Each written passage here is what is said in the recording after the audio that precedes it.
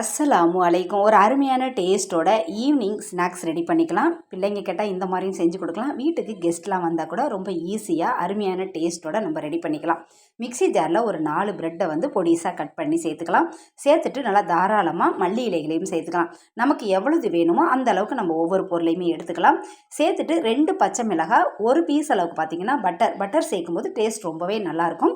ஒரு 10 சின்ன வெங்காயம் சேர்த்துட்டு ஒரு 1/2 கிலோ சிக்கன் பார்த்திங்கன்னா குட்டி குட்டி பீஸாக கட் பண்ணி நல்லா வாஷ் பண்ணிவிட்டு சேர்த்துக்கலாம்.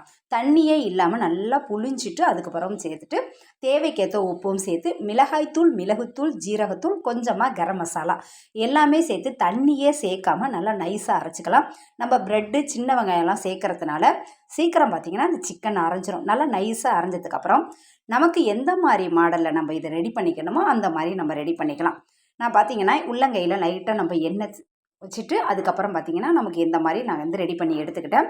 ரெடி பண்ணி எடுத்ததுக்கப்புறம் பார்த்திங்கன்னா ப்ரெட்டை வந்து அதில் கொஞ்சமாக வந்து பல்ஸ் மூடு கொடுத்து ரெடி பண்ணி வச்சுட்டு அது மேலே பார்த்திங்கன்னா கொஞ்சமாக சில்லி ப்ளஸும் சேர்த்துட்டு ஒரு முட்டை சேர்த்து அது கூட பெப்பர், உப்பும் சேர்த்து நல்லா மிக்ஸ் பண்ணி எடுத்துகிட்டு நம்ம ரெடி பண்ணி வச்சுருக்கதை அந்த முட்டையோட நல்லா கோட் பண்ணிக்கணும். அதுக்கப்புறம் பார்த்திங்கன்னா நம்ம ரெடி பண்ணி வச்சுருக்க இந்த ப்ரெட்டிலே நல்லா சேர்த்துட்டு நல்லா மிக்ஸ் பண்ணதுக்கப்புறம் கடாயில் நல்லா ஆயில் சேர்த்து ஆயில் நல்லா சூடானதுக்கப்புறம் நல்லா பொறுமையாக நம்ம இதை போட்டு எடுக்கணும். இருக்கிறது எல்லாமே நம்ம இதே மாதிரியே நம்ம ரெடி பண்ணி வச்சுட்டு ஆயில் நல்லா சூடானதுக்கப்புறம் நம்ம ரெடி பண்ணி வச்சுருக்கத நல்லா பொறுமையாக நம்ம போட்டு எடுத்தோம்னா ஒரு அருமையான டேஸ்ட்டோட வெளியில் நல்லா கிறிஸ்பியாகவும் உள்ளே நல்லா மாவு நல்லா வெந்தும் அந்த சிக்கனோட டேஸ்ட்டோட நம்ம சேர்த்த அந்த சின்ன வெங்காயம் பட்டரோட டேஸ்ட்டோட பார்த்திங்கன்னா அருமையான சிக்கன் கட்லெட் ரெடி ஆகிடும். இதே டேஸ்ட்டை இதே மாதிரி ஒரு முறை ட்ரை பண்ணி பாருங்கள்.